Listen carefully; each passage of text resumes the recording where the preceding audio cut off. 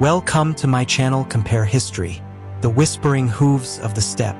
The steppe, a sea of endless grass, whispering beneath the hooves of forgotten empires. For thousands of years, its winds carried not the clang of cities, but the rush of mounted thunder, horse and rider moving as one.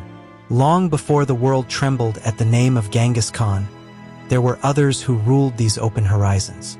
The Scythians, ghostly archers in fur and leather, rode silently across the Pontic plains. Herodotus called them a people without walls, but unconquerable. Their arrows flew long before the Mongol bow was strung. So who truly mastered the art of steppe warfare first? Were the Mongols the culmination of a tradition that began in the Bronze Age? Or were the Scythians the first to fuse horse and bow into a weapon that would echo through time? This is a story of two worlds, separated by centuries, united by wind and war. Two warrior peoples, one battlefield, the endless steppe, cradles of the steppe, geography and origins. The Scythians emerged like mist on the horizon, riders from the Pontic-Caspian steppe, where gold lies buried beneath rolling grasslands. Their story is half shadow, half truth. Kurgans, burial mounds, offer glimpses. Golden ornaments, sacrificed horses, iron-tipped arrows. They lived not in stone cities but on horseback in motion. Pastoral, elusive, and free, the Mongols would rise 2,000 years later from a harsher land farther east.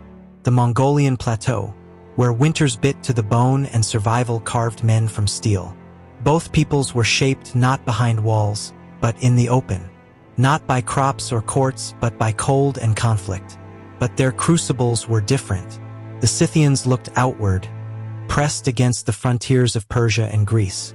The Mongols turned inward, hardened by tribal feuds, forged by civil strife. One formed in the gaze of empire, the other in its absence. A contrast that would shape not only how they fought, but why they fought. The warrior's craft, weapons, and tactics. The Scythian bow was not built for ceremony. It was compact, deadly, curved like a crescent moon, and it whispered death in silence. These archers, draped in furs, could strike mid-gallop, loosing arrows with fluid grace. Their weapons were small, but their tactics immense. They fought like shadows, harassing flanks, refusing open battle, pulling armies into the wild until morale crumbled. To face them was to chase the wind and lose. But if the Scythians were ghosts, the Mongols were the storm. Their bows, longer, more refined, had range, penetration, and rhythm. They wore silk to slow enemy arrows. And they did not charge as one, but as many coordinated units called tumans, moving like a single organism. Feigned retreats, encirclements, tactical deception, these were their symphony. Where Scythian warfare was instinct and improvisation, the Mongols brought choreography and calculation. Both rode with speed, but only one rode with system. The horse as weapon and symbol. On the steppe, the horse was not a tool. It was an extension of the soul. Scythians buried theirs beside them, draped in ornament, armored in leather, ready to carry them into the afterlife. They drank mare's milk, wore horsehide armor, measured wealth in hooves. Mongols took this reverence and turned it into logistics. A single warrior might ride with 5 horses, switching mid-campaign to keep them fresh.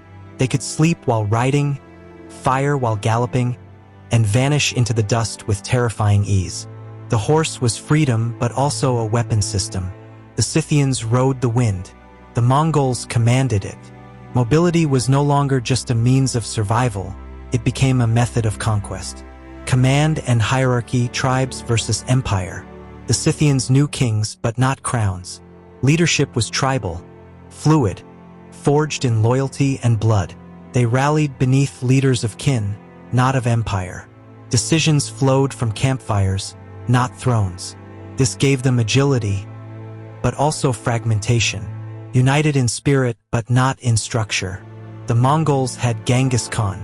Under his rule, the chaos of the steppe was forged into a war machine.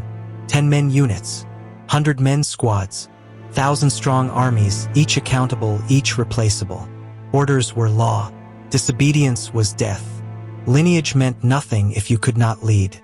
From tribal warbands, they built a hierarchy that could absorb cities, adapt to siege, and govern provinces.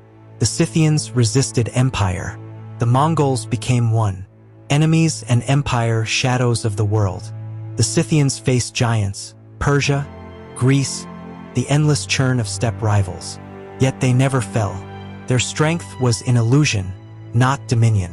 They fought to hold space, not to expand it. They linger in the writings of Herodotus, not on the borders of maps. The Mongols faced empires and dismantled them. From the Jin of China to the Khwarezmians of Persia, from Kievan Rus to the Abbasids, no fortress was too thick, no ruler too sacred.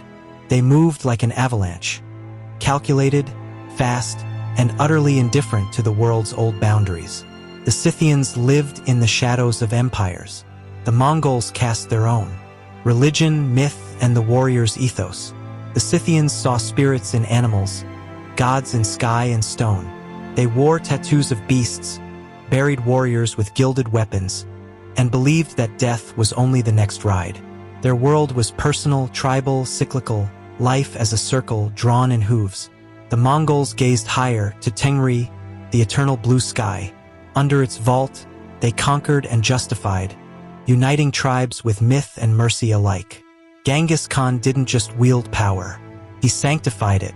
Religious tolerance became policy. Conquest became divine duty.